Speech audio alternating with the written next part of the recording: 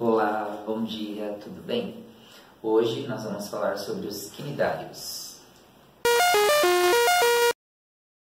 Os quinidários, eles são animais aquáticos, são a maioria marinho, mas não significa que não existam animais de água doce, né? E eles são considerados animais metozoários.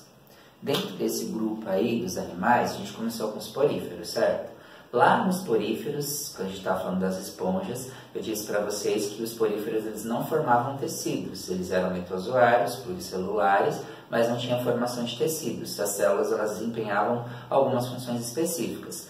Já os quinidários é o primeiro grupo de animais no qual vai existir a formação de tecidos, tá? Então eles formam tecidos, eles são animais simples ainda, mas com formação de tecidos.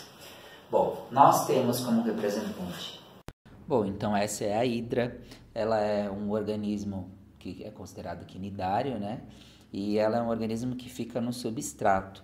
Como ela fica no substrato, ela é classificada como pólipo. Os quinidários que são classificados como pólipos, eles não nadam livremente, mas no caso da hidra, ela ainda tem um movimento, você está vendo? Ó? Ela tem tipo, como se fosse uma contração e um relaxamento. Essa contração e esse relaxamento faz com que ela consiga se movimentar ativamente na água, no substrato, que seria no fundo do mar, tal, beleza? Bom, aí depois nós temos a água-viva, né? A famosa água-viva. Elas nadam livremente. Quando o animal nada livremente no oceano, ele é considerado uma medusa, certo? Então, se ele nadar livremente, ele é considerado uma medusa em si. Depois nós temos os corais. Os corais também são classificados como pólipos, porque eles não têm movimento. Aí, diferente da hidra, a hidra é um pólipo, mas a hidra se movimenta, certo?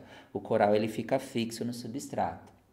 E por fim, as anêmonas, né, que também são pólipos, não têm movimento, ficam fixas no substrato em si. Todos eles, então, são considerados quinidários, certo? O pólipo fica no substrato, não nada livremente, e a medusa, então, nada livremente em si. A única medusa é a água-viva, a hidra, então, é um pólipo, o coral é um pólipo e a anêmona um pólipo. Bom, eles possuem boca, não tem ânus, então a gente fala que eles têm um sistema digestório bem simples. A digestão é na cavidade gástrica. Aí você deve estar falando assim, pô, ele tem boca, só boca. Vou explicar depois durante a aula que eu vou colocando as imagens. Tem uma cavidade gástrica, a digestão ela acontece fora das células inicialmente, então a gente fala que é uma digestão extracelular e depois uma digestão intercelular, certo? Eles possuem um sistema nervoso simples, tá? Eles não têm um cérebro, eles têm células nervosas em si e essas células vão controlar o movimento deles em si. Então a gente fala que o sistema nervoso é difuso. A simetria radial, lembra que os poríferos eles eram assimétricos? Agora os quinidários eles possuem uma simetria radial, você consegue dividir eles em várias partes iguais. E eles possuem umas células que são as chamadas células urticantes, que são chamadas de quinidócitos, certo? Olho na tela, espera aí que eu vou colocar as imagens para você. Então aqui nós temos a imagem de uma anêmona, certo? Coloquei a imagem da anêmona aqui para mostrar que a anêmona, assim como o coral e a hidra, são pólipos, certo? Que eu estava falando um pouquinho antes. E aí, uma característica dos pólipos é que eles têm a boca voltada para cima. Tá vendo essa região central aí, ó? Vou colocar uma imagem que está circulado, ó. Então, a boca central. Então, os pólipos têm a boca voltada para cima. Já as medusas, que são as águas-vivas, elas têm a boca voltada para baixo. Aqui, ó, tá circulado também. Então, medusa, boca voltada para baixo. Os quinidários, eles possuem apenas boca, não tem o ânus em si. Então, a gente fala que eles têm uma digestão, né, incompleta. O sistema digestório, na verdade, incompleto. Por quê? Porque eles têm boca e não têm ânus. Aí você deve estar pensando, ele só tem boca, não tem ânus? Sim, só boca. Então, ele vai ingerir o alimento pela boca e os restos que o organismo dele não vai precisar vai ser eliminado pela boca também, certo? Aí o que acontece? Este alimento aí, ele vai ser capturado pela boca, tal, depois ele vai para a cavidade gástrica. Ó, aqui a gente tem a imagem de um pólipo, de novo, a boca voltada para cima do pólipo, certo? E a medusa, a boca voltada para baixo. E aí ele ingere o alimento e o alimento vai para a cavidade gástrica. E lá na cavidade gástrica vai acontecer uma digestão extracelular. A digestão extracelular é fora da célula. Aí o alimento que ele ingeriu, certo? Vai diminuir o tamanho. Aí vai acontecer uma digestão intercelular, que é intracelular, que é dentro da célula em si. Então, primeiro a digestão é extracelular na cavidade gástrica, depois uma digestão intracelular que vai ser dentro da célula em si, certo? A cavidade gástrica está marcada aqui, ó, na imagem, certo? A cavidade gástrica do pólipo e a cavidade gástrica da medusa em si, tudo bem? Então, eles vão absorver o alimento dessa maneira. Aí nós dizemos que o sistema nervoso deles é difuso em si. O que é ter um sistema nervoso difuso? Tá vendo que está marcando uma rede de neurônios no corpo inteiro?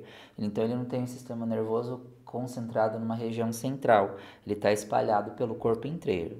Aqui tem uma outra imagem, ó, mostrando o sistema nervoso. Ó. Os neurônios, né, como se a imagem tivesse ampliada e mostrando os neurônios. Só que eles estão espalhados pelo corpo todo em si. Aí a gente está representando com uma hidra. Aí, ó, a diferença, ó, o A, que seria o sistema nervoso centralizado, certo? Só que aí, ó, no B, você tem um sistema nervoso que ele é difuso, que é o sistema nervoso dos quinidários em si, tá bom?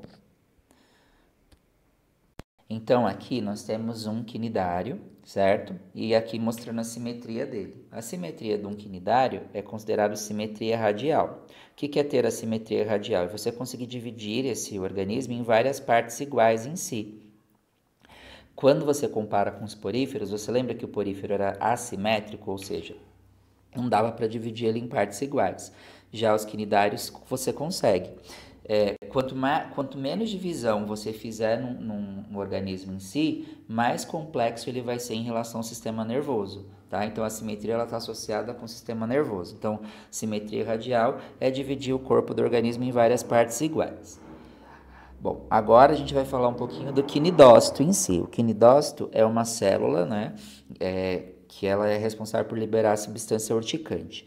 Você já deve ter ouvido falar que algumas pessoas, quando encostam em águas vivas, né, principalmente na praia, elas sofrem uma queimadura, né, na pele. O que acontece? Essa célula ela é estimulada mecanicamente. Basta eu encostar nela, o quinidário em si libera a substância urticante. Aí eu conhecendo melhor esse quinidócito, né? O quinidócito, ele, na verdade, ele é uma célula.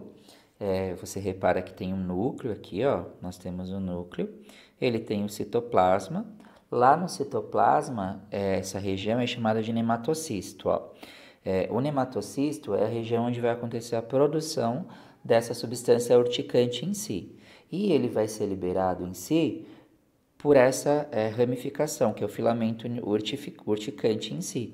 Então, ele produz a substância urticante e ela é liberada por aqui. Ele é acionado mecanicamente. Então, acionou a substância, ela é liberada.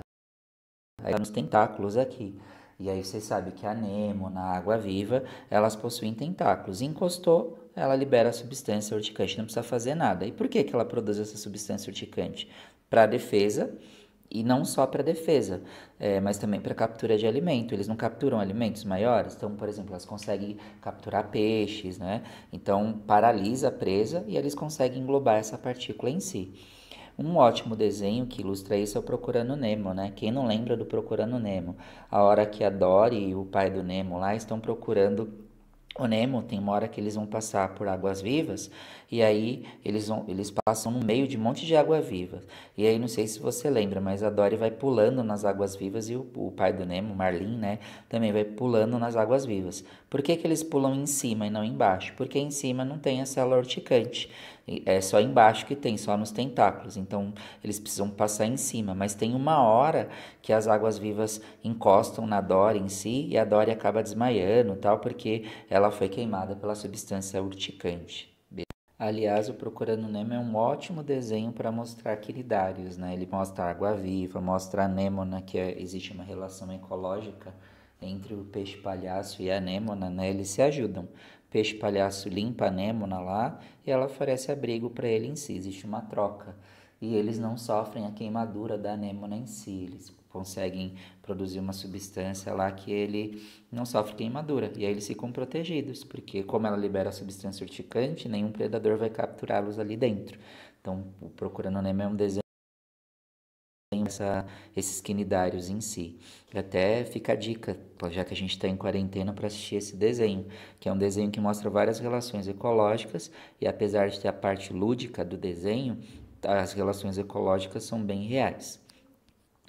Bom, aqui tem algumas imagens de pessoas que sofreram queimadura por água viva, né? Ó, essa daqui, essa pessoa sofreu uma queimadura, aqui tem uma outra, né? O que fazer se você for queimado por uma água viva em si? O correto é você colocar na queimadura vinagre, não joga água, né? Não lava com água do mar, não faça nada disso. Você colocando vinagre, ele vai neutralizar a ação da substância urticante em si. Existe um mito, né, que as pessoas falam para colocar xixi na queimadura, né, colocar a urina. A urina tem como vinagre, mas a quantidade de ácido que tem na urina é pouco, então o adequado é você utilizar o vinagre mesmo. Dependendo da queimadura, o correto é você procurar um auxílio médico em si para que seja feito o tratamento, né? Porque a queimadura ela pode ser muito grave em si, então depende da queimadura. Se você observar que ficou algum tentáculo da água viva em si, aí o adequado é tentar tirar também, pegar um palitinho de sorvete, né, um cartão qualquer, e tentar tirar esse tentáculo que ficou preso. Agora eu vou falar um pouquinho sobre os recifes de corais, para a gente finalizar. Não falei sobre a formação dele, que é um pouquinho diferente, tá? Então, os recifes de corais, eles são formações que são construídas a partir da deposição de carbonato de cálcio em si, por diversos organismos marinhos, e principalmente por corais, mas por outros organismos também, como algas de calcários, moluscos também. Eles contribuem para a formação de um recife de coral. Os corais, eles são os quinidários, que a gente tinha falado, mas eles são muito pequenos e frágeis. E aí eles utilizam carbonato de cálcio da água em si para construir um exoesqueleto, que é um esqueleto externo, e ele é duro para oferecer proteção. Eles podem ser solitários, mas também podem viver em colônias em si, né?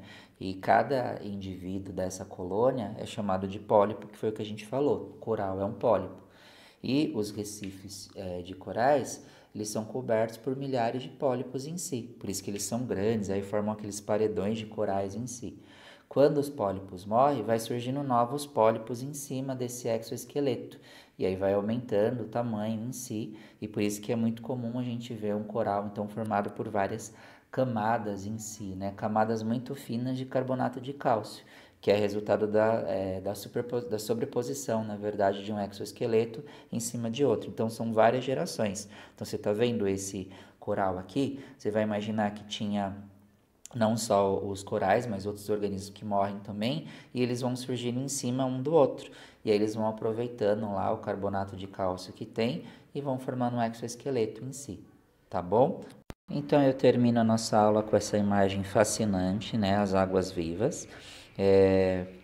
E aí fica de tarefa de casa a aula 9 e 10, para que vocês possam fazer, e aí vocês vão me entregar na próxima segunda-feira, tá? A próxima segunda-feira vai ser dia 27, tá bom? Então, aula 9 e 10 da apostila volume 2 de Biologia, para a gente finalizar o assunto dos poríferos. A aula 9 fala sobre os quinidários e a aula 10 ela vai falar sobre os corais e a formação.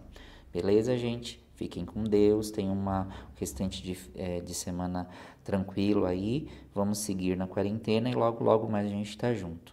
Grande abraço e até a próxima. Bye, bye.